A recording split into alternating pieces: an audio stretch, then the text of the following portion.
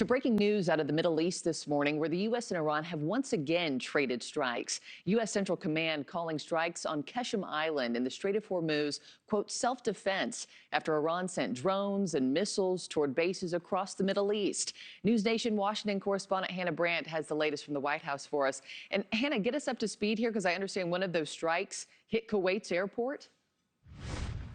Markie, that's right, which is obviously a big deal this morning. CENTCOM did say overnight Iran fired multiple missiles in retaliation for an attack on the Strait of Hormuz, and at least one of those, as you mentioned, hit the international airport in Kuwait.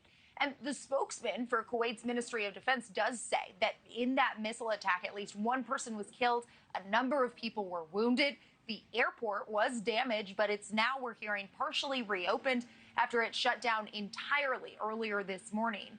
Kuwait Airport's main international terminal had actually just reopened on Monday after being damaged in another Iranian attack back in February, so it's being hit repeatedly.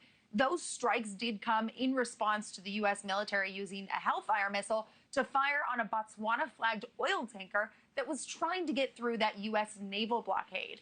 And the U.S. then hit an Iranian military training ground control station on Qeshm Island near the Strait of Hormuz. So it was in retaliation that Iran was targeting U.S. bases in Kuwait and Bahrain, firing a total of 5 missiles and drones. CENTCOM says overall these attacks did fail, but all of these actions are coming shortly after Iran had said it's suspending ceasefire and peace talks. Though President Trump said Monday he believes a deal to reopen the Strait of Hormuz and extend a ceasefire is still within reach, even telling some reporters he thinks it could happen over the next week, Markie. Many new developments overnight, Hannah. And also, Secretary of State Marco Rubio was just in the hot seat in front of the Senate Foreign Relations Committee on Tuesday, answering questions about a potential Iran deal. What more did he have to share there? That's right. The secretary really got grilled on this, and Rubio told lawmakers that discussions with Tehran are ongoing. He voiced some optimism. He says these discussions, though, are happening in 2 phases. The first being about reopening the Strait of Hormuz without any tolls being charged by Iran. The second phase, he says, involves Iran's nuclear program and what he called possible sanctions relief.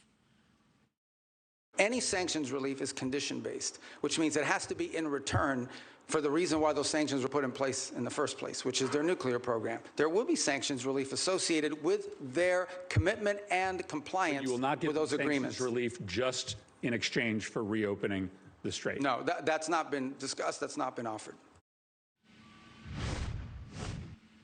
There's been a lot of mixed messaging, though, and whiplash on where these negotiations stand, because earlier this week, Iranian state media had said that negotiators are going to stop exchanging messages with the U.S., though President Trump said late yesterday that it's false that Iran and the U.S. have stopped talking, Markie.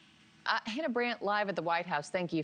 Thank you for watching. Subscribe below and download our NewsNation app right now on your phone, and you will get fact-based, unbiased news for all Americans.